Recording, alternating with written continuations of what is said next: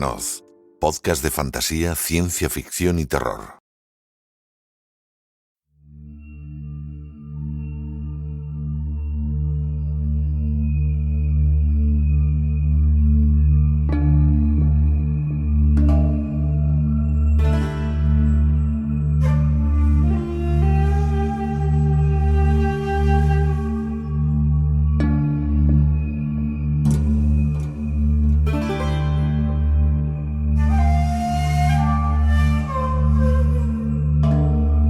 Y ya está con nosotros David Luna para hablarnos de maldiciones de cine.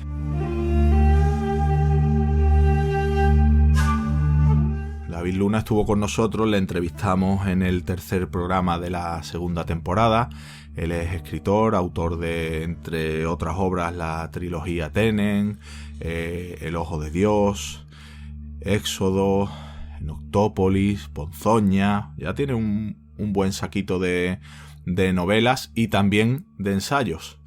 Él ha publicado El Gran Silencio, sobre la paradoja de Fermi, y con Manon Tropo publicó Eternos 27, sobre el Club de los Malditos famoso, y hace poquito ha vuelto a publicar otro ensayo muy interesante que nos va a servir para vertebrar este monográfico sobre maldiciones de cine.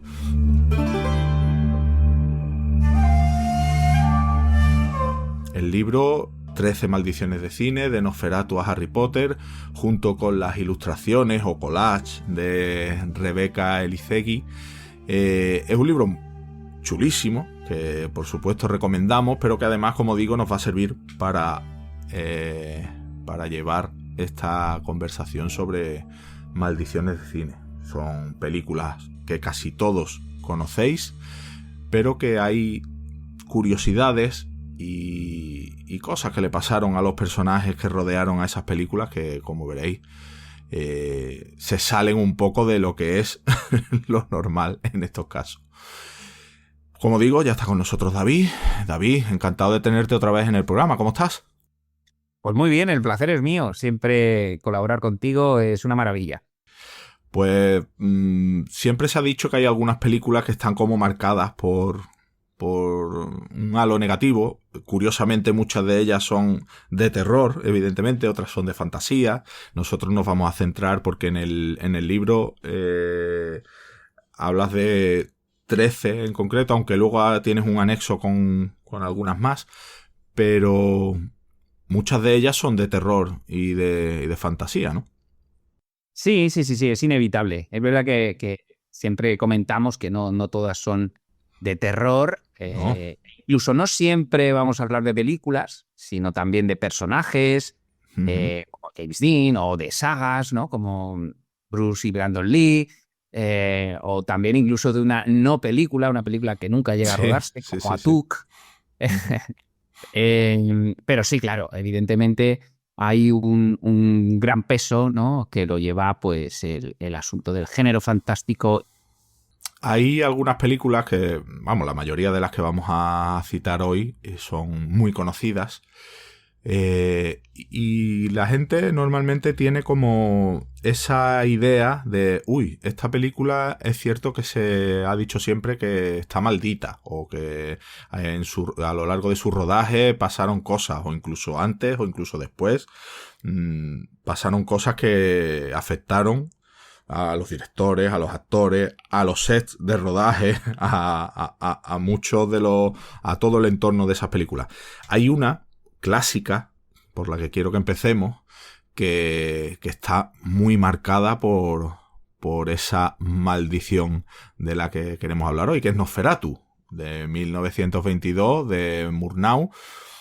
Cuéntanos un poquito, para quien no lo sepa, muy brevemente, la sinopsis de esta copia de Drácula de Bram Stoker. Sí, pues a ver, Nosferatu en efecto es una copia, como dices tú. Bueno, era una adaptación, supuestamente. Sí. Pero claro, lo hicieron de una manera. Alvin Grau, ¿no?, el productor, dijo, bueno, ¿qué tal si adaptamos? Porque él quería hacer una película de vampiros, tuvo una experiencia cuando era cuando estuvo en la guerra, en la Primera Guerra Mundial, él tuvo una experiencia que se encontró con un granjero serbio que dijo que, bueno, que su padre había muerto y que se había convertido en un vampiro. De Sí. historia a él le sorprendía muchísimo. Claro, aquel granjero decía que la gente de su pueblo iba enfermando y muriendo y decían que veían a su padre por la noche. Entonces fueron incluso a la tumba del padre y allí lo encontraron. Parece ser que con colmillos, sangre fresca y bueno, le clavaron una estaca. Este hombre pataleó y se convirtió en ceniza. Eso es lo que le contaron a Alvin Grau. Entonces él se quedó tan flipado que dijo, oye, él monta una productora y dijo, voy a hacer una película de vampiros, que era lo que le impresionaba, y dice, ¿qué voy a contar? Bueno, si ya está Drácula, si está como una historia perfecta de vampiros, adaptémosla, pero sin pagar. Dice, no voy a pagar los derechos. ¿Cómo lo hago? Bueno, pues transformo un poco el argumento, cambio los nombres y yo creo que no se va a dar cuenta nadie. Entonces, en efecto, Nosferatu, su trama viene a ser un poco la de Drácula, bueno, con modificaciones. Pero eso sería un poco, digamos, la trama, sí. Claro, y él pensaba que no se iba a enterar nadie, pero el estreno en Berlín de Nosferatu le llegó a una persona, en concreto a la viuda de Bram Stoker, Florence Balcom, que entró en cólera y decidió, que de hecho hizo un poco el motivo el objetivo de su vida a partir de entonces fue destruir todas las copias de Nosferatu. Exactamente.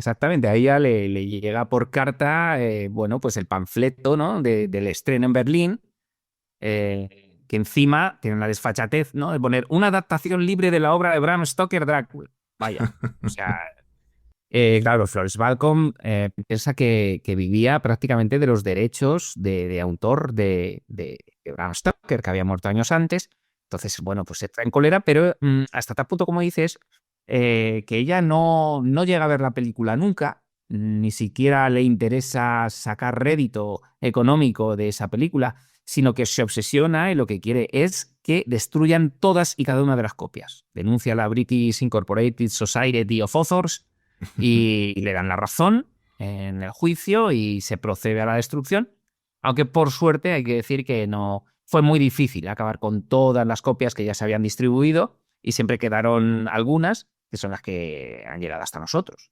Esto supone además pues la bancarrota a la productora Prana Film y que Alvin Grau, este productor que bueno quería introducir ocultismo, de hecho lo hace en la película y tal, directamente se retira del cine. Se retira del cine y la productora se vende y muere. Y directamente pues ya él no vuelve a tratar este tema porque estuvo a punto de costarle, pues eso, la absoluta bancarrota. De hecho, fue la única película de la productora, ¿no? Sí, incluso el nombre ya yo creo que ya lo llevaba Prana. Prana es como respiración, como hálito, ¿vale? Porque él, como digo, era ocultista y quería introducir. Pero luego no dice films, es Prana Film. Es como si ya supiesen de antemano que solo iban a hacer una película, porque ni siquiera ponen el plural, ¿no? Fue curioso. Pues sí, la verdad es que la historia ya por ahí es curiosa, pero es que muchas de las cosas que rodearon a la película, no solo ese plagio de Drácula y la guerra de Florence Balcom con Nosferatu, sino que dentro de la misma película ocurrieron cosas que tienen que ver precisamente con esto de las maldiciones que hablamos. Empezamos, por ejemplo, por el personaje principal, el protagonista principal de la película, Max Schreck, era una persona curiosa. Sí, yo creo que es el punto álgido, ¿no? El rodaje, bueno, de hecho se hizo luego una película que se titula Las Ocas Vampiro. Sí, cierto. Que tratan sobre el rodaje, sobre esto que estamos contando, ¿no? Schreck ya creo que significa miedo en alemán, ya empezamos ya bien. Y era un actor del método, pero exageradamente, hasta tal punto que él pues se disfraza o se viste o como la imagen esta que todos tenemos en la cabeza, ¿no? De ese vampiro que tiene esos colmillos frontales. casi como si fuesen de un roedor, pero acabados en punta, con esas uñas terribles, blanco total, calvo. Es terrorífica la imagen, sigue causando terror, incluso más de un siglo después. Y este tipo se mete tanto en su piel que nunca come ni bebe delante del resto de compañeros y siempre va disfrazado o vestido o representado de vampiro, y no habla con nadie, no se relaciona con nadie, y cuando sale bueno, pues a interpretar, nunca llega a parpadear, solo se le escapa al final del primer acto, se le ve un parpadeo, el resto del tiempo está sin parpadear en absoluto, y el propio director, Friedrich Murnau, que es el que va a llevar el peso de la maldición, por cierto, este Friedrich Murnau, bueno, pues también colabora para que el resto de actores crean que es un vampiro de verdad. O sea, a ver si no va a ser un actor y es un vampiro de verdad. Porque Murnau dice, no, si nosotros le pagamos en litros de sangre. O sea, ni siquiera empiezan a pensar que ni siquiera le pagan dinero, sino con sangre. Hasta tal punto que en las escenas finales, cuando tienen que morder a Ellen Hatter, pues empiezan a temer que la muera de verdad. O sea, la historia, desde luego, como vamos a ver a lo largo del libro, casi todas las películas o casos tienen una intrahistoria que a veces es hasta más interesante que la propia película, ¿no? Sí, desde luego. Y bueno, ya porque tampoco queremos extendernos mucho con cada película, pero hay que hablar de Murnau, ¿no? Como tú dices, el epicentro de esa maldición. Claro, Murnau es un personaje, bueno, muy, muy curioso, muy interesante. Él sigue haciendo muy buen cine después de Nosferatu, y se traslada a Estados Unidos con la llegada de los nazis. Él hace una película que yo recomiendo, que es Amanecer, que gana 3 Oscars, incluso durante la primera ceremonia de los premios. Pero el colmo llega con Tabú. O sea, no solo él decide no hablar nunca más de Nosferatu, no quiere hablar sobre el tema, pero después hace otra película que se llama Tabú, y ahí ya remata el tema de las maldiciones. Sobre Murnau cae la maldición de Nosferatu, pero también está de Tabú.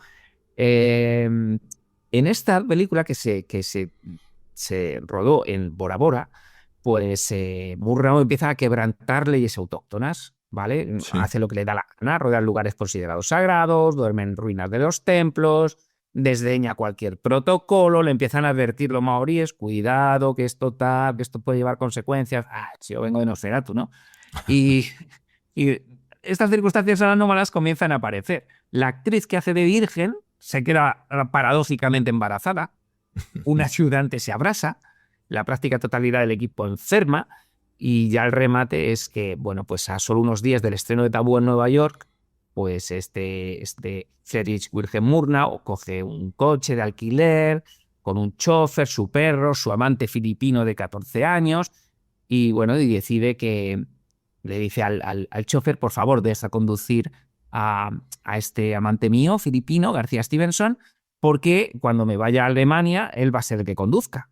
Bueno, pues este muchacho, se ve que no sabía demasiado conducir, y tienen un accidente terrible, se encuentran de frente con un camión, termina despeñándose por un terraplén, y en este accidente Murnau es el único que llega a fallecer. Con la cuestión de, bueno, pues ya hemos llegado al final, ¿no? Ya hemos llegado al final de la maldición, ha terminado muriendo. Pues no, la maldición, lo vamos a ver en todos los casos, siempre tiene un giro final. En este caso, 85 años después, en junio de 2015, va alguien, nadie sabe quién todavía, al cementerio de Stahnsdorf en Berlín, donde se encuentra Murnau, y bueno, encuentran restos de cera de vela, que se ve que han hecho algún tipo de ceremonia, y abren su tumba, abren su ataúd y le quitan la cabeza. A día de hoy, nadie sabe dónde está la cabeza de Murnau. Pues lo de las maldiciones se ve que... Porque, bueno, no te he preguntado, David, ¿tú crees en las maldiciones o crees que es un cúmulo de casualidades que se juntan en un proyecto concreto? Bueno, es una pregunta muy que me hacen a menudo recurrir. Claro, lógico. Yo no sé qué pensar. Yo lo dejo ahí abierto. Porque, bueno, es verdad que el cúmulo de desgracias que vamos a encontrar en alguno de los casos es tan bestial que es verdad que te hace llegar a pensar qué está pasando aquí. En algunas ocasiones hay gente que habla del hecho de que se han fomentado, no Sí. mediáticamente, se han fomentado, porque esto, sobre todo en películas de terror, genera más taquilla. Pero lo cierto es que yo documentándome, pues he intentado ir siempre que he podido a las fuentes primarias y lo que cuento es que ha ocurrido. Sí, sí, sí. Entonces, bueno, te lleva a pensar qué está sucediendo aquí. ¿Puede ser un conjunto de fatalidades sin más? Puede serlo. ¿Que puede pasar con una maldición? Bueno, vale, es el conjunto que desde luego te puede hacer pensar en ello. En cualquier caso, es interesantísimo. David, de todas las películas que has investigado para este libro, ¿cuál de ellas de género es la que tú crees que se lleva la palma en cuanto a maldiciones? Uy, yo creo que la que se lleva la palma es La Profecía. Pues Yo vamos, diría, si te parece, vamos con ella. La Profecía, la primera película de 1976, Richard Donner, que se haría muy famoso por Superman, Ley de Alcohol, Los Goonies, Arma Letal y demás. Y cuéntanos, porque claro, ahí es verdad que hay una ristra de problemas curiosos. sí. Bueno, dices Superman, ¿no? Richard Donner. Efectivamente, Superman es otra de las maldiciones que Sí, incluimos. luego hablaremos Sí, después Richard Donner está de esta. metido en Sí, dos. sí, sí. Sí, sí, es Bueno, cierto. aquí en esta película realmente, oh, madre mía, ocurre absolutamente de todo, absolutamente de todo. Ya el propio creador de la idea original, Robert Munger, él advierte al equipo, cuidado, la peli puede ser peligrosa porque revela al diablo, el diablo quiere permanecer bueno, pues no en silencio, sino oculto, vamos a decir. Y ya empieza a haber un cúmulo de accidentes, ¿no? Cuando Gregory Peck viaja a Londres, pues un avión atiza, un rayo atiza su avión y uno de los motores se incendia. Bueno, no pasa nada, suele ocurrir, es verdad que es raro que los motores se incendien. Bueno, los rayos suelen dar a aviones de vez en cuando, no suele pasar nada, pero en este caso, pues ya, como te digo, pues uno de los motores se incendia, etcétera, no le pasa nada más. Pero cuando llega el productor Mace Neufeld, pues también otro rayo impacta sobre su avión. Entonces esto ya es como dos rayos, vale, venga, no pasa nada, esto no ocurre nada. Alquilan un jet en un determinado momento, en aquel entonces no existían los drones, para hacer las imágenes iniciales, bueno, pues unas imágenes aéreas de Londres, etcétera. Alquilan un jet, como digo, y bueno, llega un momento en el que cambian de fecha. Les llama el dueño y dice, oye, mira, no sé si os importa cambiar de fecha, que tenemos unos clientes chinos que están muy interesados y yo os hago un barato, no sé qué. Bueno, la peli era de un presupuesto muy limitado y deciden aceptar. Bueno, no hay ningún problema. Bueno, pues ese día, ese avión alquilado, despega. En esto que aparece una bandada de aves, se estrella contra este jet y, bueno, pues el avión cae y fallecen todos. Pero es que no solo eso, sino es que el avión cae encima del coche donde va la familia del piloto que acababan de dejarlo allí. O Madre sea, mía. es como no puede ser más retorcido. Pero es que no solo las aves, sino más animales actúan de forma muy extraña durante el rodaje de la película. Utilizan Rottweilers Sí. en la escena del cementerio, que se vuelven agresivos al máximo, hasta el punto que hospitalizan al especialista, ¿no? Terry Walsh, que ya lo había intuido. Los babuinos Los en el babuinos, Safari cierto. Park, ataque tremendo, real, muy violento al coche. Es verdad que metieron un babuino joven dentro del coche para que Sí. los babuinos no se violentaran, pero es que llega tal momento que las reacciones de tanto de la madre como del niño, de la actriz y el pequeño actor, pues son reales. O sea, ese terror lo están viviendo en persona. Pero es que cuando se marchan, el cuidador que les había ayudado al equipo, ¿no? Allí a estar por el zoo, bueno, es devorado por un tigre. Esto, o sea, esto es real. Entonces es un poco como, madre mía, pero es que vamos más allá y sufren atentados de ira en De el Lira, hotel donde se cierto. encuentran. Y creo que más de uno incluso, ¿no? Exacto. O sea, uno en el Hilton, donde está Donner y Neufeld, pero es que después hay otro en el Scott Restaurant, ¿sabes? Cuando Gregory Peck dice, venga, vamos a relajarnos, y ahí está un muerto y 15 heridos. O sea, es todo. Cuando acaba el rodaje y vuelven a Los Ángeles, tienen que hacer un aterrizaje de emergencia. Ellos piensan, no van a llegar la película. Ellos, cuando se meten en el avión, van asustados diciendo, no va a llegar, algo va a pasar. Efectivamente, tienen que hacer un aterrizaje de emergencia, pero nada más. Hasta ahí bien. Pero es que a posteriori siguen pasando cosas. O sea, no sé si os acordáis o te acuerdas de la escena en la que el camión, bueno, como que pierde los frenos y una lámina de cristal se desprende de la camioneta y le corta la cabeza a uno de los personajes, ¿no? Que es una escena mítica de la peli.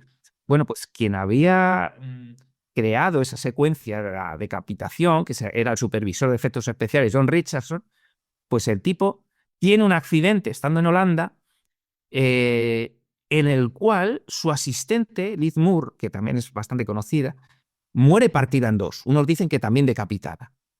Y ya es como casi exactamente como había pasado en la película. Luego ya rizan el rizo y aquí es donde empiezan a decir la gente, no sé si estarán exagerando. Yo se lo he oído a ellos en una entrevista, a Richard Donner y tal, que es en ese momento cuando ven un cartel, en el momento del accidente, sale Richardson atónito y ve un cartel y pone, la película en inglés se titula The Omen, ¿no? Sí. Es la profecía. Y ven un cartel con el nombre de un pueblo que es Omen, con 2 M's, Con que está a 66,6 kilómetros de distancia. Entonces dice, vale, jaque mate, amigos. Bueno, y también se provocaron a la maldición con la fecha de estreno, ¿no? Claro, ahí ya aprovecharon Claro. un poco, y de hecho dicen que bueno, que el diablo ahí, como que, no sé si sabes, que cambiaron el final para que el diablo, bueno, pues fuese un poco el vencedor, y el hecho de que cambiasen el final y que se estrenase el 6 del 6 del 76, pues hizo que, bueno, venga, nos relajamos un poco y os perdono. Pues sí, la verdad es que es lo que comentabas antes. Creer o no creer, no lo sé, pero que esas cosas están ahí, están y son fue muchas. El ejemplo más claro de que mucha gente habla de que se exageraron un poco las cosas. Yo todo lo que he buscado, la verdad es que me indica que sí ocurrieron, ¿no? Pero bueno, se gastaron muchísimo dinero, como 4 o 5 veces más, en la promoción que en la propia película. Entonces esto, bueno, es para verlo, ¿no? Gregory Peck, él dijo, bueno, a mí todo lo que sea publicidad me viene bien, ¿sabes? Pero es verdad que la inmensa mayoría, vamos a decir, no sé si exagerado o no, pero la inmensa mayoría sucedió tal cual. Pues vamos a continuar con Richard Donner, porque has citado tú antes, la hemos citado, Superman, 2 años después de la profecía, en 1978. Superman es un personaje muy conocido, de Jerry Siegel al guión y Joe Shuster al dibujo. Le hicimos un extra aquí en Windows Manos Podcast sobre todos los cómics, las películas, las series y todo. Lo tenéis disponible en nuestros canales. Y bueno, también es una película que tuvo sus cosas. Cuéntanos. Madre mía. Claro, porque aquí este es uno de los casos que te decía, que ya no solo nos referimos a una película, en este caso vamos más allá y hablamos de el personaje, porque la película en sí, Superman the Movie, del 78, como dices, de Richard Donner, no es solo la que, digamos, tiene toda esa maldición encima, sino que es directamente el personaje, ya desde el principio, cuando Jerry Siegel y Joe Shuster, los creadores, firman un contrato con DC Comics, empieza ya las desgracias. Ellos firman el contrato por ese famoso cheque ya de $130. Claro, Superman pega un pepinazo brutal, empieza a tener un éxito arrollador, y ellos solo habían visto $130. Bueno, en lo que habían firmado, y DC Comics siempre lo hacía así, o sea, exigía que cedieran los derechos. Pero cuando llega el final del contrato, pues ellos ya dicen, oye, vamos a ver, esto está ganando, estáis ganando millones con esto, y nosotros $130, más lo que le pagaran, ¿no? Por hacer los guiones y los dibujos. Y DC dice, uy, directamente fuera. Elimina hasta sus nombres y los despide. Sí, sí, sí. Hasta el punto de que Joe Shuster acaba de repartidor de correo. O sea, hay un cómic muy interesante que también trata sobre ellos dos, sobre los dos creadores y todo lo que vivieron al respecto. Que llega un momento en el que alguien se acerca y dice, se pone a hablar con Joe Shuster y dice, sí, yo fui el creador de Superman. Y está repartiendo cartas. Esto vuelve luego a DC, pero son despedidos. O sea, Siegel vuelve a DC y es despedido por reclamar los derechos de nuevo. Y ya es cuando sale la peli que ellos hacen público pues su situación. Ya, bueno, les conceden pensiones vitalicias, pero bueno, siguen siendo migajas en comparación a lo que se gana, ¿no? Y es ahí donde Siegel declara la maldición de la película. Yo maldigo a Superman. Entonces ahí es donde empiezan a pensar que efectivamente está maldito, pero es que incluso antes, en radio y en cine, o sea, el que era voz en radio, Bud Collyer, ese muere de un ataque cardíaco al regresar al personaje después de mucho tiempo, lo dejó, vuelve y entonces le da un ataque cardíaco. Kirk Allen en el serial cinematográfico, ese termina completamente encasillado, no consigue, solo tiene papeles muy menores. Y después tenemos el caso de George Reeves, no Christopher Reeve, sino George Reeves, en plural, que es que hasta ahí la maldición parece que se retuerce. O sea, Sí, este la tipo verdad es que el sí. actor de la serie, bueno, de una película piloto, que es Superman y los Hombres Topo, que también hacen una peli muy interesante que recomiendo, que se titula Hollywoodland, sobre la historia de este George Reeves, que acaba con una muerte muy rara, que la declaran suicidio, pero no hay huellas en la pistola, no tiene pólvora, el ángulo es rarísimo, la distancia, el casquillo bajo su cuerpo, en fin. Es uno de los grandes misterios de Hollywood, muy interesante, muy interesante. Y después ya vamos, claro, a la película de Movie, a la del 78. Y es que aquí, pues, por supuesto, como no, Christopher Reeve, ya sabemos lo que le ocurrió desgraciadamente, ese accidente hípico, que queda con la médula seccionada. Os recomiendo también el documental que ha salido, creo que el año pasado o hace 2 años, sobre Christopher Reeve. Pero es que nos quedamos ahí en Christopher. Claro, No, pero no. está Margot Kidder, que también Exacto. tuvo lo suyo, y Richard Pryor, que sale en Superman 3, también. Flores. Incluso su mujer, la mujer de Christopher, que está él hasta el final, muere Christopher y al año siguiente su esposa Dana muere de cáncer. Margot Kidder, que es la que hace de Lois Lane, cae en el alcohol, las drogas, el sexo, tiene bipolaridad, tiene un accidente de coche y ella también acaba en silla de ruedas, pero luego se opera y acaba en bancarrota por esa operación. Empieza a creer que su exmarido está compinchado con la CIA, desaparece durante días, termina en un hospital psiquiátrico, finalmente se suicida con un cóctel de fármacos y alcohol. Y el que comentabas también, Richard Pryor, a ver, este hombre traía una vida de excesos tremenda, Sí, que verdad. también acaba en una silla de ruedas con esclerosis múltiple. O sea, es todo una auténtica barbaridad. Y ya los últimos de televisión, de cine, bueno, básicamente lo que es bien es que se casillan de una manera tal que no salen de ese papel. Dean Cain, Tom Welling, Tyler Hoechlin y Brandon Ruth. Se salva de momento Henry Cavill. Sí, de momento se salva. Pero yo llevaría cuidado. Yo soy Henry Cavill y estoy rezando al santo de mi devoción. Dicen que es porque es el único que no es americano, que es británico, el único que no es americano de los que ha interpretado a Superman. Pero yo que Henry llevaría cuidado. Bueno, sí, que tengas cuidado, pero bueno, de momento le va bien y esperemos que le siga yendo bien al chico. Suerte para él. Bueno, nos vamos ahora con otro clásico. Nos vamos muy atrás en el tiempo de nuevo al Mago de Oz, 1939, basado en el libro de Frank Baum de 1900.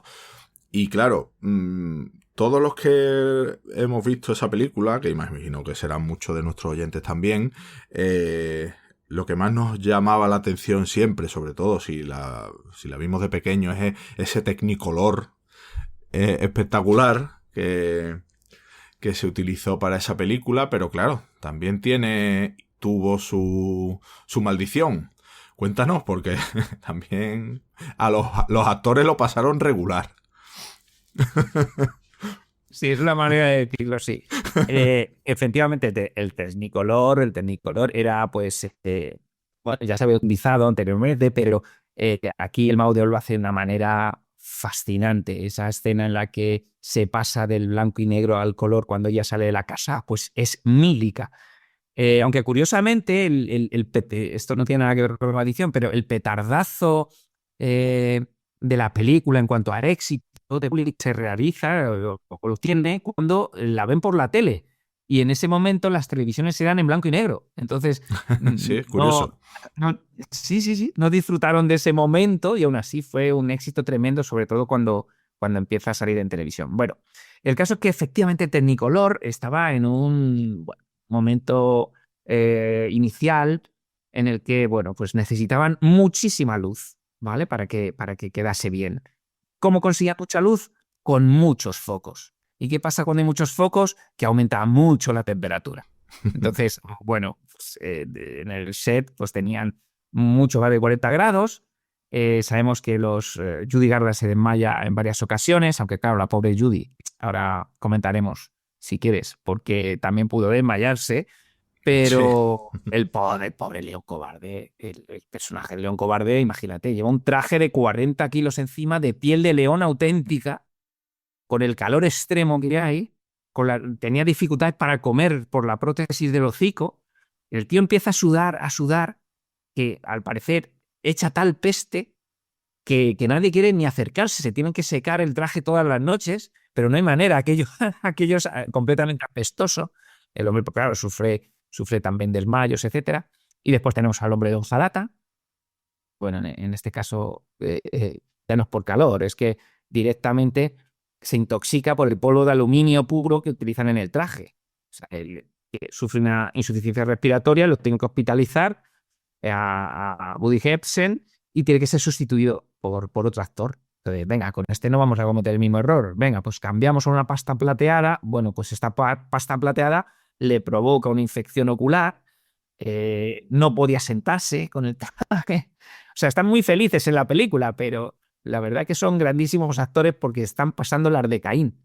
Porque el espantapájaro lo mismo. O sea, una máscara que no transpira, se te quedan irritaciones cutáneas permanentes en la cara. La pobre bruja, La Margaret bruja. Harley, esta también tiene problemas en maquillaje, es una pintura verde a de cobre y por lo tanto, claro, es muy tóxico, solo puede beber con pajita, pero en un determinado momento, en una escena casi inicial, donde desaparece, ¿no? Cuando aparece el fuego, ¡fum! Y desaparece, sufre graves quemaduras durante esta escena y claro, lo que los doctores intentan es que la pintura no entre en contacto con la sangre, porque es que si no termina muerta directamente. Pasó 6 semanas en el hospital y la obligan a regresar. Ella no denuncia por miedo a que, bueno, pues que no la vuelvan a contratar en el cine. Y ya llega un momento en el que dice, yo estoy asustadísima, aquí no hay control de nada. De pronto le dicen, venga, tienes que volar con la escoba. Y ve que todo lo que han puesto en la escoba, que lleva un motor, es ignífugo. Y dice, uy, yo aquí no monto. Y se lo dice a la doble, a Betty Danko, le dice, cuidado que si esto lo ponen todo ignífugo, cuidado, justo. La escoba explota.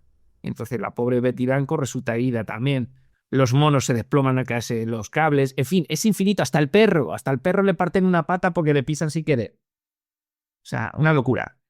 Bueno, y cuéntanos por qué Judy Garland tiene una historia aparte, ¿o? Pobre Judy, pobre Judy. Judy es Sí. una de las grandes de la historia del cine, pero es acosada durante la película por Louis B. Mayer, el productor. Y bueno, la llama bajita, pequeña jorobada. En realidad, el papel lo querían que hiciera Shirley Temple, que era una niñita, entonces que cantaba muy bien, conocida, porque, bueno, Judy ya era un poco más mayor. El personaje de Dorothy Gale tenía 12 años en la historia y ella ya tiene 16, está plenamente desarrollada. Entonces, ¿qué hace? Pues le ponen un corsé asfixiante. Este tipo, Louis B. Mayer, pues la llama cerdito con coletas, porque dice que tiene sobrepeso en absoluto. Pero claro, ser una niña de 12 años, pues a ver, esas caderas, esos pechos, venga, pues apretar. Y dieta a base de sopa, lechuga, entrenadora personal. le recetan benfedrina sin saber que su madre ya la obliga a ingerir a ella y a sus hermanas anfetaminas por la mañana, que dice, a estas niñas tengo que espabilarlas, decía así, y barbitúricos para la noche, porque claro, llegaba la noche y seguía a tope. Madre Entonces, mía. venga, pues, barbitúricos. Entonces termina con una adicción extraordinaria, adicciones crónicas, ya al final de su vida toma 2 docenas de pastillas al día, tuvo intentos de suicidio, hepatitis aguda, crisis nerviosas, ruina absoluta. Ella llega a decir que todas sus pertenencias están en una maleta y en constante búsqueda de un nuevo marido que la protegiera con muchísimas inseguridades y termina muriendo por sobredosis accidental, dicen, a los 47 años. Vaya tela. Sí, la verdad es que muchas veces cuando vemos una película y vemos que es una obra de arte, una obra maestra, pero claro, hay una intrahistoria que si no se conoce... Tremendo, porque... ahí estaban bailando todos tan felices. Exacto. Todos tan felices y lo que había detrás. En fin. Bueno, pues vamos a seguir con otra película que a mí personalmente me encanta, de 1968, La semilla del diablo, basada en el libro Rosemary's Baby de Ira Levin, del 67. Y bueno, yo creo, para empezar, yo creo que es uno de los mayores spoilers de la historia del cine. Eso de entrada, ¿no? Pero bueno. Totalmente. Esto de los cambios de título que se hacían antes, se siguen haciendo, pero mucho menos. El bebé de Rosemary a la semilla del diablo. Ya te lo he dicho. Una pasada. Bueno, él sufrió censura porque, claro, era como una película y un libro pecaminosos. Era una cosa escandalosa, pero bueno, también en este caso los personajes, los protagonistas de la película tienen unas historias tristes y bastante curiosas, pero ya no solo eso, sino también el edificio donde se grabó. Cuéntanos un poquito porque todo tiene bastante interés. Es que si hablamos de la profecía, ¿no? De la profecía hemos dicho como la que más maldición o más maldiciones sorprendentes tiene. Yo diría que la semilla del diablo es la que más sincronicidades y relaciones extrañas de todas sus maldiciones y todas sus desgracias, yo creo que contiene, ¿no? En este caso, pues en efecto, es condenada por la National Catholic Office for Motion Pictures, ¿vale? La Oficina Católica Nacional, directamente dice que es pecado verla. O sea, si la ves, es pecado, ¿vale? La condenan. Pero, y no sé si es por esto o por su temática o por lo que sea, pero es cierto que le persiguen una cantidad de cosas. Ya en el rodaje Mia Farrow, pues pierde 10 kilos, come carne cruda cuando es vegetariana, tiene unas escenas en la carretera, un poco la hace cruzar Roman Polanski sin parar el tráfico. Nada, si como vas de embarazada seguro que paran, ¿no? O sea... Y en el propio rodaje, pues Frank Sinatra manda a un abogado y le exige el divorcio, o sea, le pide divorcio directamente, porque le exigió abandonar la película. Oye, abandona la peli, que tienes que trabajar conmigo y no sé qué. Y ella dijo, eso nada. Y directamente, pues, le exigió el divorcio en el set, ¿no? Luego Joe Cassavetes, el actor, tuvo muchos piques con Roman Polanski, que todo el rodaje fuese bastante...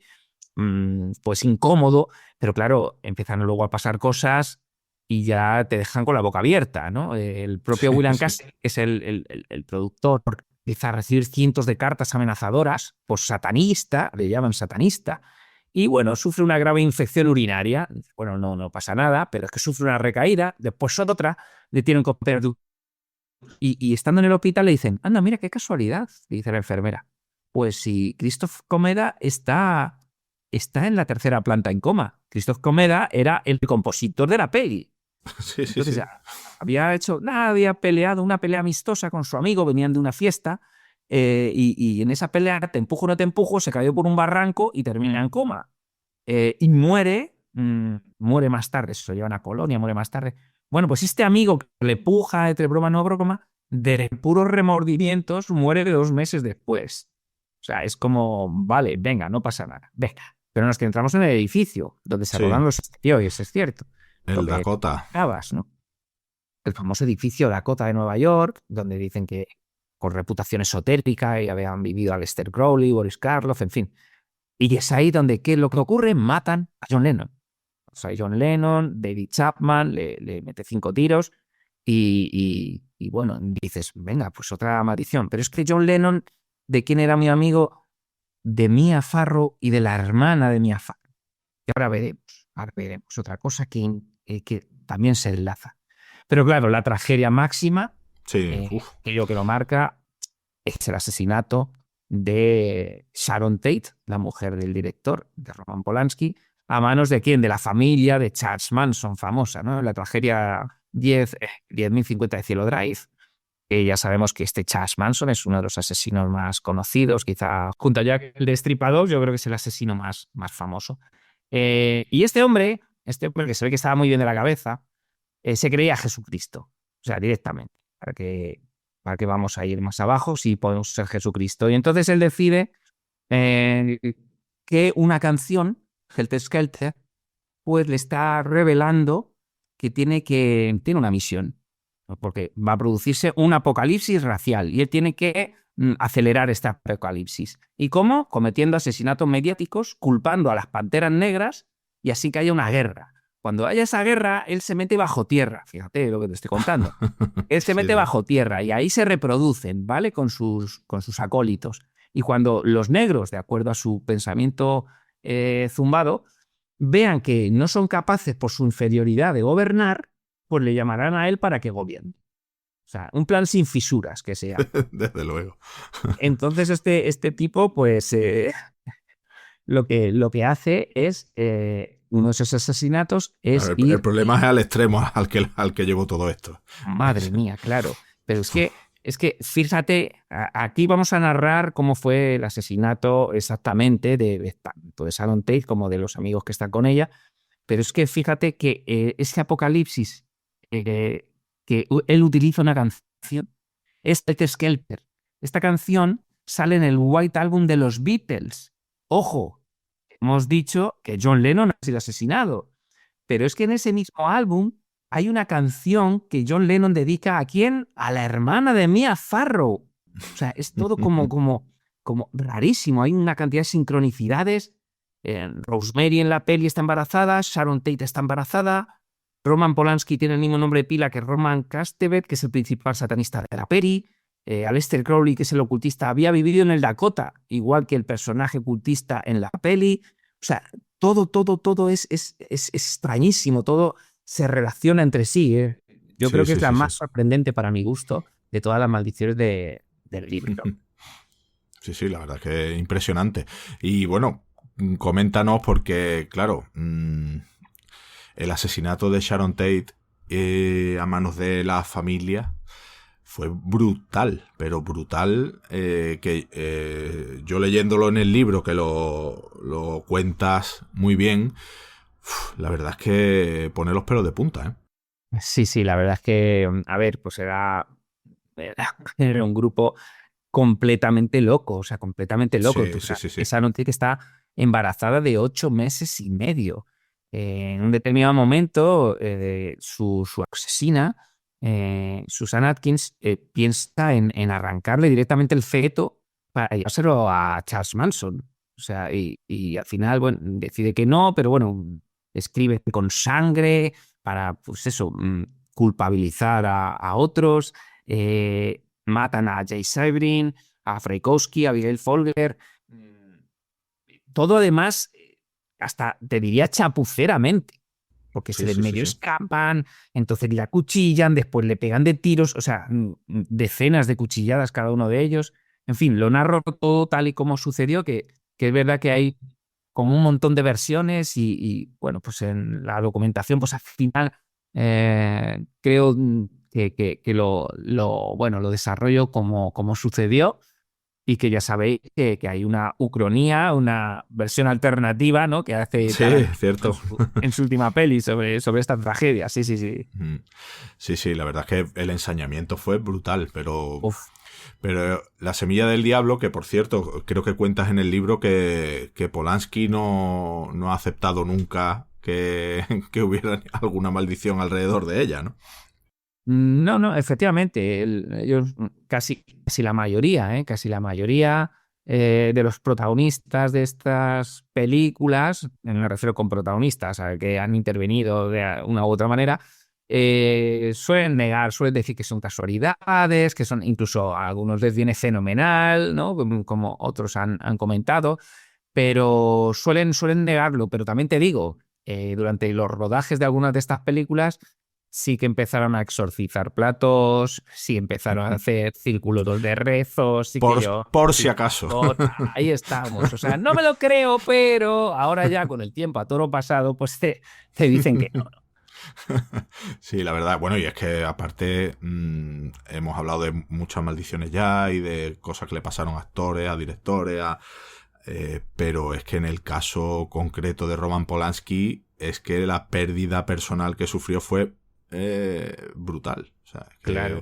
Es que y de la forma en la que ocurrió.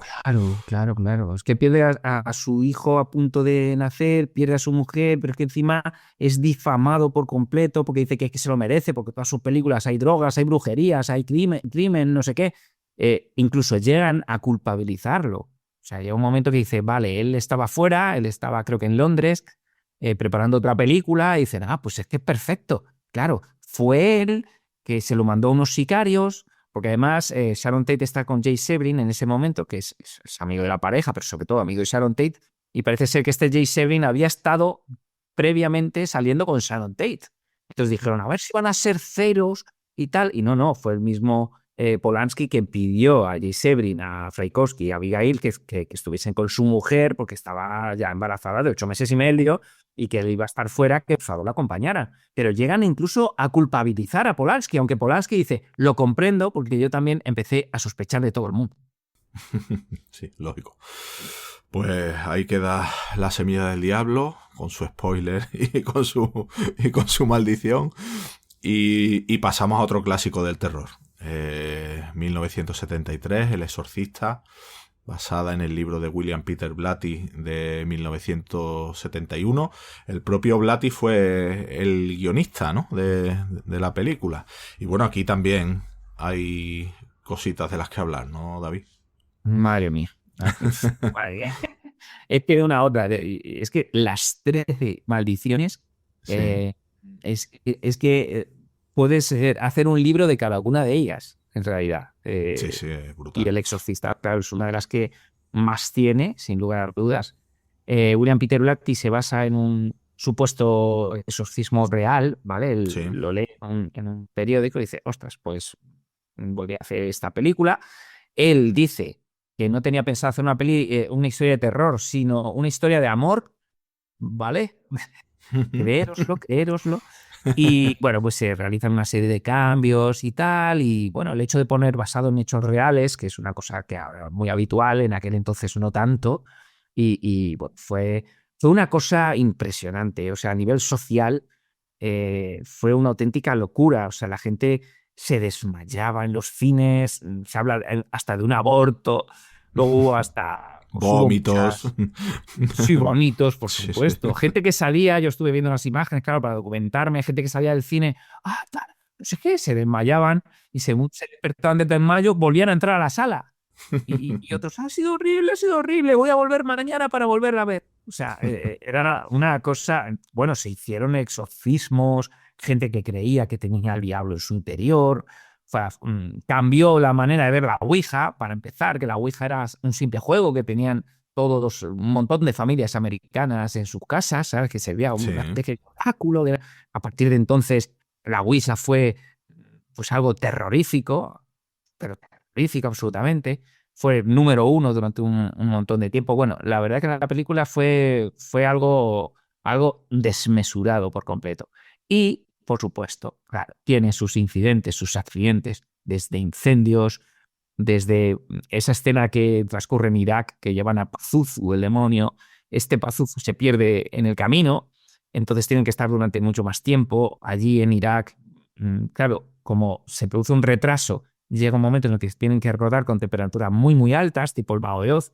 Entonces, media unidad enferma, insolación, disentería, de todo. En el rodaje, Ellen Burstyn, la clase de madre, pues sufre una grave lesión de espalda porque hacen un tirón excesivo cuando la niña se está masturbando con el crucifijo y la madre intenta evitarlo, tiran de ella y sufre una lesión grave que ya la seguirá el resto de su vida. Pero es que hay muertes también durante el rodaje. El abuelo de la niña, de Linda Blair, el hermano de Max von Sydow, el hijo del ayudante de cámara que nace muerto, asesinan al Madre vigilante nocturno, muere el técnico que se encarga de enfriar el set, todo.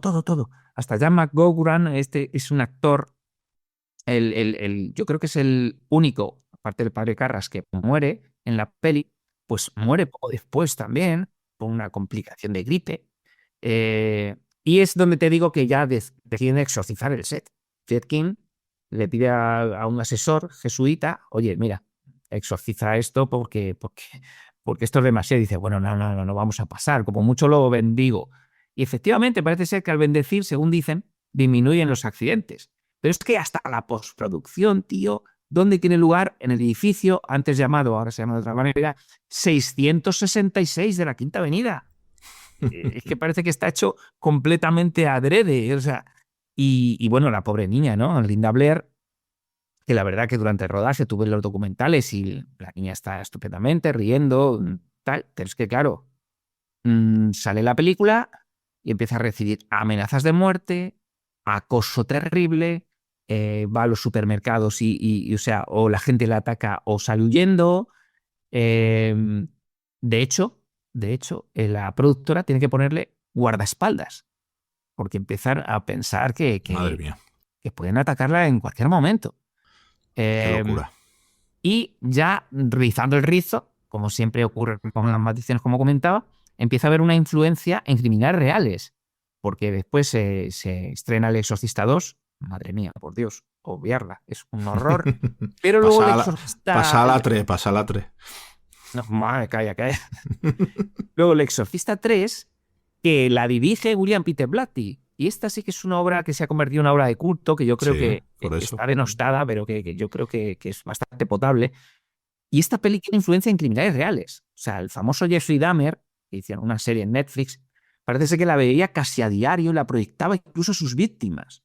Y Danny Rolling, que es el asesino de Gainesville, adopta el nombre de Géminis, que es el nombre que tiene el asesino en la película. Este asesino, para que no lo sepa, luego daría lugar a Scream, a la saga Scream, ese slasher. Pero, ¿queremos rizar el rizo? Lo rizamos. En la peli original se incluye un asesino real, que es Paul Bateson, el que hace de radiólogo, que es radiólogo en la realidad también, que es el que le dice a la niña, ponte así, ponte asao, tal, no sé qué. Bueno, pues este señor resulta que descubren que había sido sospechoso de haber asesinado a 6 personas. Y al final lo condenan. Hasta tal punto que William Friedkin, el director del Exorcista, cuando se entera, va a prisión y lo visita. Y luego hará una peli a partir de Paul Bateson. O sea, es que es todo, como digo, siempre hiper retorcido. O sea, y se estrena en teatro y la actriz muere. Y quieren al teniente Kinderman para la segunda parte y el teniente muere. Y hasta el hijo del que puso la voz del demonio asesina a su familia y se suicida. O sea, madre mía, es que es verdad que las conexiones son brutales. Decías antes ya lo habías comentado anteriormente, del tema de exorcizar los platós, los sets. Y bueno, en la trilogía Poltergeist de 1982, 86, 88, hubo también algo de esto, ¿no? Sí. Porque Sí. no sé si fue Will Sampson fue el que se encargó de... Exacto. ¿Qué hace? Le dijeron, dejadme solo que yo me encargo de esto, ¿no? Y así le fue. Sí, madre mía. Es que Madre igual... mía. Es que esta saga es algo tremendo. Parece ser que hasta la actriz, la que hace de madre, JoBeth Williams, sufre fenómenos extraños en su casa durante el rodaje.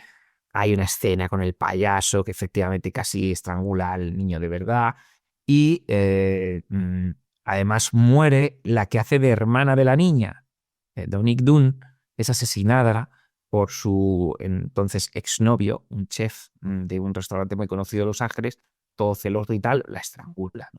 En Poltergeist 2, que es donde dices tú que efectivamente exorcizan el plató, bueno, ya se olvidan del personaje de Dominique Dunne. Dicen, venga, ¿qué hacemos? Ponemos a otra actriz que han asesinado. Venga, pues olvidemos que tenía una hermana. Y directamente pasa de ello, ¿no? Y contratan a Will Sampson, efectivamente, es muy conocido por ser ¿cómo se llama? El jefe Bronde. No sé si recuerdas, alguien voló sobre el nido del cuco. Sí. Hace de jefe Bronde, pues ese indio gigantesco. Y aquí hace de un chamán que ayuda a la niña, etcétera, etcétera. Es un hombre, y este actor no es solo actor, sino que es de verdad chamán de una tribu, la tribu de los Muscogee.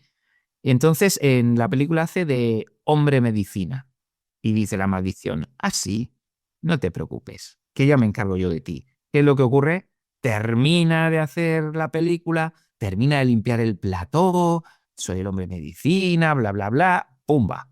Un año después del estreno, empieza a tener complicaciones de salud, necesita un trasplante de corazón y de pulmones, insuficiencia renal, infección severa y termina falleciendo. Vaya. Es un poco como, Sí. estamos aquí esperándote, ¿no? También muere, verdad, el reverendo Kane, pero es que este reverendo Kane, que es terrorífico, ya empieza la película muy enfermo de cáncer durante el rodaje, consigue terminar y después, bueno, pues fallece. Pero es que ya en Poltergeist 3, ¿qué ocurre? Pues el colmo, ¿no? Que es, aparte de, bueno, se fracturó un pie el director, un incendio, no sé de dónde, esto es lo otro, es que la niña, Heather O'Rourke, la dulce niña rubita, bueno, pues la diagnostican erróneamente una enfermedad de Crohn y termina sufriendo una obstrucción intestinal grave que estalla y ella fallece durante la cirugía y no consigue terminar la película. Hasta el punto de que si vemos el final de la película es de verdad demencial, infame, cómo continúa con una doble de espaldas para poder acabar, porque dice, ya se ha invertido muchísimo dinero, le dicen al director, y si no la terminas tú, la terminará otro. Y la película fracasa estrepitosamente, crítica y taquilla. Que por cierto, David, algo que he leído en tu libro y que no conocía es que la trilogía Poltergeist surgió de un proyecto frustrado. Y yo eso, la verdad es que no conocía esa historia. Cuéntanosla. Sí, es bastante interesante. Sí. Porque se le ocurre a Spielberg una especie de, le proponen hacer una secuela de Puntos en la tercera fase y ahí se le ocurre una idea que es Night Skies, cielos nocturnos o algo así. Y que trate sobre una familia que es acosada por extraterrestres, ¿vale? Entonces ahí, hay como cierto terror familiar, ¿no? Lo que había conseguido, lo que luego conseguirá Poltergeist, que es una peli de terror, pero un terror familiar. Esto es un concepto bastante interesante. Bueno, este Night Skies no sale adelante el proyecto, pero cuidado, que el concepto se divide en dos. Por un lado, ET, ¿vale? Ahí está la amistad del niño con el extraterrestre, algo que aparecía en The Skies, que es acosado por extraterrestres y uno de los extraterrestres pues está con uno de los niños, etc. Pues dice, anda, pues puedes hacer una película a partir de esto. ET, el extraterrestre, amistad, niño extraterrestre. Y por otro lado, ¿qué puedo hacer? Anda, Poltergeist, el acoso, pero que ya no va a ser un acoso de extraterrestres, sino un acoso de fantasmas. Lo único es que, el sindicato de directores en aquel entonces impedía que los directores dirigieran dos filmes simultáneamente. Así que lo que hace Spielberg es, yo dirijo ET y en Poltergeist lo que hago es la produzco. Aunque después dicen las malas lenguas que él controla prácticamente todo y que el director oficial, que es Todd Hopper, el pobre hombre, pues hace lo que... Creo que Spielberg está en todo el proceso y del de Todd Hopper y de Spielberg se ve claramente que Poltergeist es una película de Spielberg. Pero efectivamente surge en paralelo a ET a partir de una idea inicial. Qué curioso. La verdad es que, mira, una buena idea que tuvo Night Skies, que probablemente si la hubiera llevado adelante hubiera sido una maravilla. Pero mira, de ahí salieron dos películas que con el tiempo se han convertido en dos en dos clásicos. Efectivamente. Y de hecho eso es como la cocina de aprovechamiento. Sí, pero fíjate, es curioso que acabo de recordar, cuando hace el casting, Poltergeist, él está buscando a la niña, ¿no? La niña, Caroline, es como, ¡pum! Es decir, necesitamos una niña perfecta e ideal. Y cuando está haciendo el casting, ¿quién se presenta a ese casting? Bueno, pues quien se presenta es la niña que después será Drew Barrymore, que será después la actriz de E.T. Se presenta a Drew Barrymore y dice, ay, no me sirves. Pero te digo, tengo otra película en la que sí que puede funcionar. Y al final termina en E.T. O sea, fíjate qué de curiosidades. Desde luego. Bueno, David, pues estamos terminando y nos vamos a ir ahora ya para terminar con una saga de fantasía que se desarrolló entre 2001 y 2011, la de Harry Potter, basada en los libros de J.K. Rowling. Y aquí ya no solo la película, es que ya para empezar la historia personal de Rowling ya tiene lo suyo, ¿no? Sí, efectivamente. J.K. Rowling siempre es puesta, ¿no?, como ese ejemplo de alguien que está sumida en la pobreza, en la depresión, etcétera, etcétera, y puede llegar al éxito más absoluto. Y todo eso, o sea, J.K. Rowling se le ocurre en un viaje en tren de Londres a Manchester, en este caso de Manchester a Londres, regresando de ver a su novio. Bueno, pues se le ocurre una historia donde hay un niño mago que va a una academia de magia, ¿no? Se llama Harry Potter y la Piedra Filosofal. Y en ese momento, bueno, pues después con su novio no va a ninguna parte, se muere su madre, que por eso la muerte va a marcar tanto por la historia de Harry Potter, porque a ella le leo, pues digamos que la repatica de alguna manera. Después se va a Oporto y allí sufre una ruptura sentimental, tiene una hija, pero es maltratada, huye a Edimburgo con la niña y con los manuscritos, acaba en una extrema pobreza, llega a contemplar, parece ser, incluso el suicidio, y es la niña y su obra la que mantienen, ¿no?, ahí con esas ganas de poder continuar.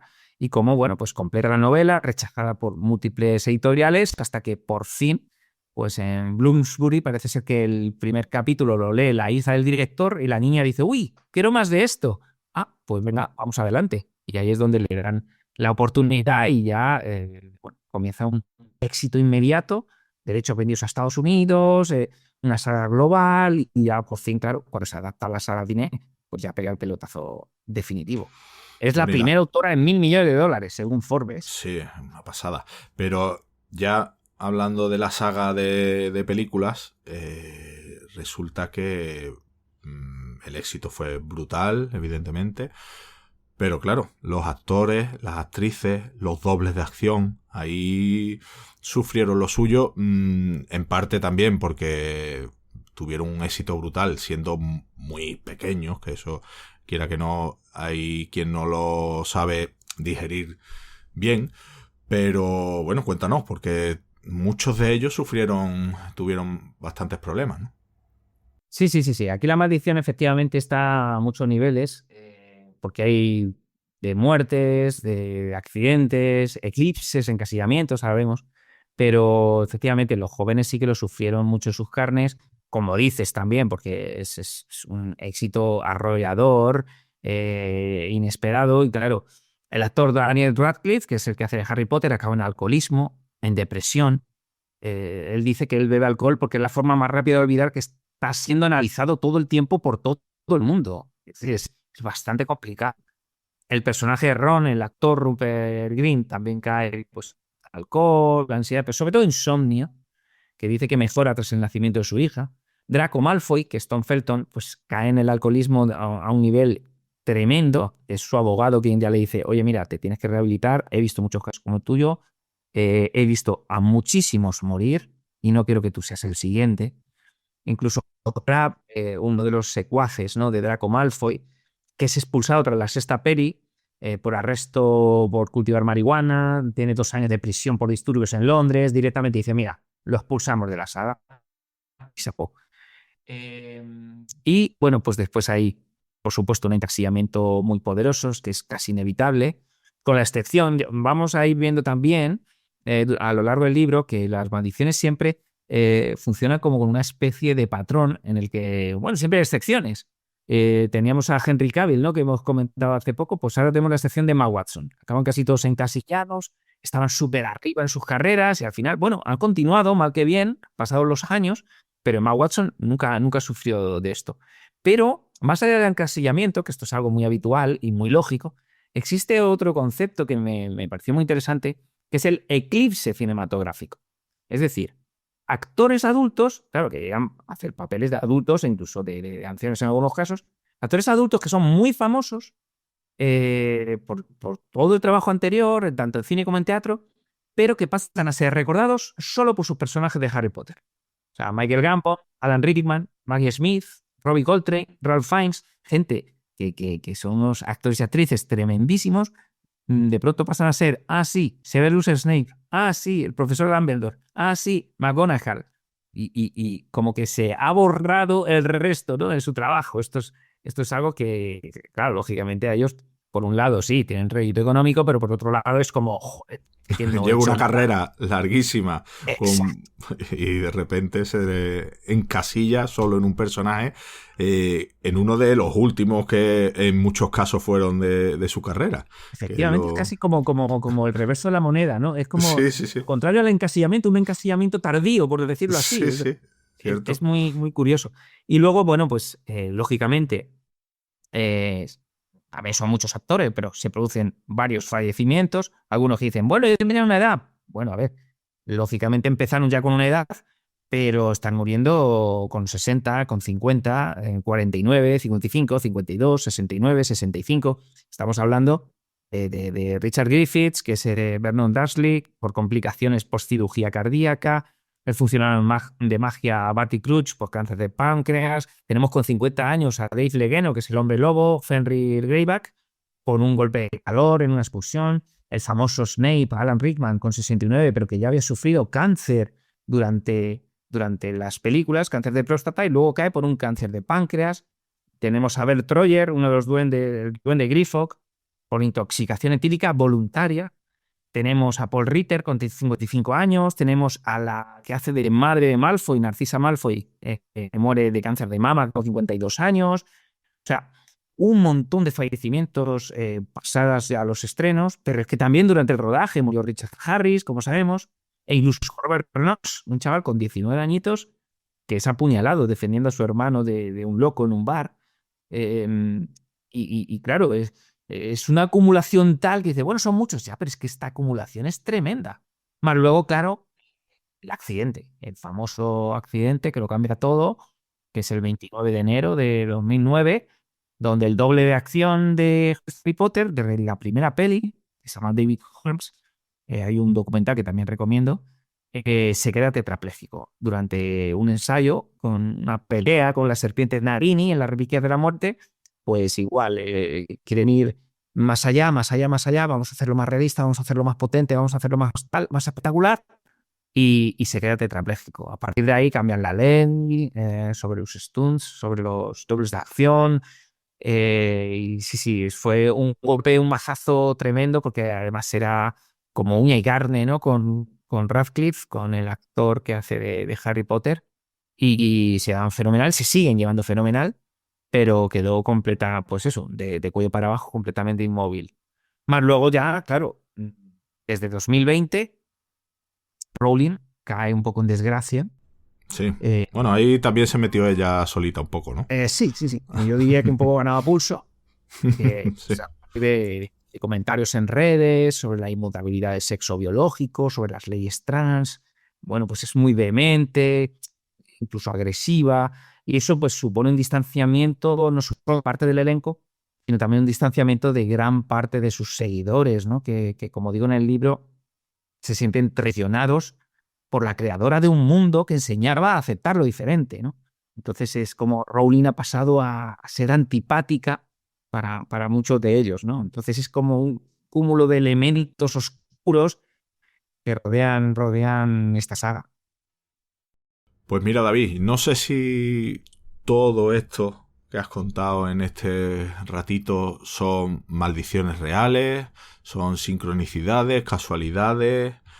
La verdad es que no lo sé, pero lo que sí sé es que es apasionante, porque la verdad es que te vas centrando en cada una de las películas, que la mayoría de ellas son clásicos o que todo el mundo conoce, que muchas veces son películas incluso con un buen rollismo como El Mago de Oz, por ejemplo, y que descubres lo que había detrás, como se suele decir, tras las bambalinas. Y ya te digo, no sé si todo esto es tema de maldición, casualidad, pero lo cierto es que todo lo que hemos contado a lo largo de este rato y que refleja muy bien en el libro, lo recordamos, que es el que nos ha servido para centrar esta charla, 13 maldiciones de cine, de Nosferatu a Harry Potter, que por cierto, maravillosas las ilustraciones de Rebeca Lizegui. ¿Ilustraciones o collage? ¿Tú cómo lo llamas? Bueno, es que es una maravilla. A mí, desde luego, sí que me apetecía comentarlo, porque el libro es que está ilustradísimo. Y digo ilustradísimo Sí, porque Rebeca Lizegui es muy conocida, es una colajista muy famosa, ya sabéis, esa unión de imágenes, sí, sí, sí. un estilo único e inconfundible.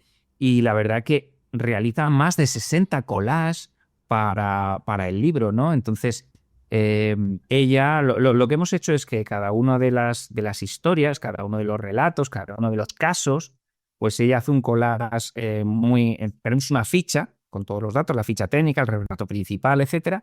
Ella hace un collage gigante a página entera, después comienza el relato y va haciendo pequeños collages que, bueno, van ilustrando lo que se va contando, ¿no? Y además incluimos QRs QRs para con las bandas sonoras escuchar canciones. de las películas. Sí, sí, sí. Exacto. En algunos casos banda sonora, en otros casos pues canciones relacionadas, porque no siempre vamos a coger la banda sonora porque hay casos que no la tienen directamente o que son personajes, etcétera.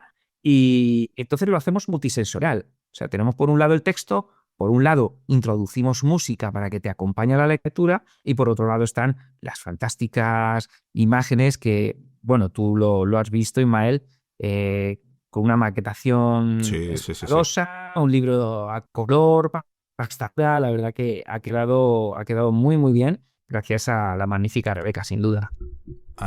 Editado por Manon Tropo. Y David, ya para terminar, ¿te costó mucho elegir las 13 películas? Porque imagino que has dejado fuera un buen puñado. De hecho, al final haces un pequeño inciso sobre algunas maldiciones que se han quedado fuera, ¿no? Sí, sí, sí, sí. A ver, nosotros queríamos, bueno, pues contarlas, digamos, más potentes y a la hora de elegir un número, evidentemente fue el 13. O sea, estamos hablando de particiones, no hay número más maldito. La alternativa era el 666 y creo que es una sopa de páginas. Se iba un poco, sí. Y bueno, entonces, bueno, pues decidí pensar dentro de todas las maldiciones famosas que existen, pues cuáles eran las que más podían impresionar a la gente, ¿no? Añadíamos, no hemos hablado de algunas que no son de terror, lógicamente, como Satuk, que no se llegó a rodar nunca, o El Conquistador de Mongolia, el personaje de James Dean, Bruce y Brandon Lee, como hemos mencionado al principio, pero es inevitable. Algunas se tiene que quedar fuera. Me costó elegir en algunos casos y como bien dices, al final del libro, menciono otras, bueno, a un pequeño resumen de en qué consiste la maldición de las que se han quedado fuera para que la gente vea que no son simplemente 13, que es que hay muchas maldiciones, pero simplemente hemos escogido las que hemos considerado bueno, más sorprendentes. Y me costó mucho, por ejemplo, dejar fuera Apocalipsis Now, que es un hito del cine, uno de los rodajes más difíciles de la historia, con tifones, infartos, incendios, fiestas caóticas, napalm auténtico, o sea, una locura. Y quizá también me costó mucho dejar la trilogía Batman, dirigida por Christopher Nolan, Roberto Valentino, Elvis Presley. Y, bueno, hay varios casos bueno, que también son muy interesantes, pero es que, claro, lo que metimos en el libro es tan increíble que bueno, finalmente bueno, perdieron en buena lid. Pues nada, aparte de lo que ha contado aquí David, quienes estén interesados en maldiciones de cine, lo repetimos, 13 maldiciones de cine, de Nosferatu a Harry Potter, publicado por Manon Tropo, de obra de David Luna, los textos, y Rebeca Licegui los collages. Y David, ¿qué nos puedes contar de algún proyectito que tengas por ahí que se pueda contar? ¿Cómo, o dónde te pueden encontrar, o dónde nos pueden encontrar, dónde te pueden encontrar nuestros oyentes, web, redes sociales? Cuéntanos. Uh-huh.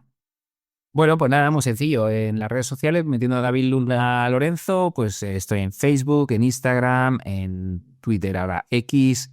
Intento contestar a todo el mundo, intento estar siempre activo. Y en cuanto a proyectos, bueno, siempre tengo un montón de proyectos.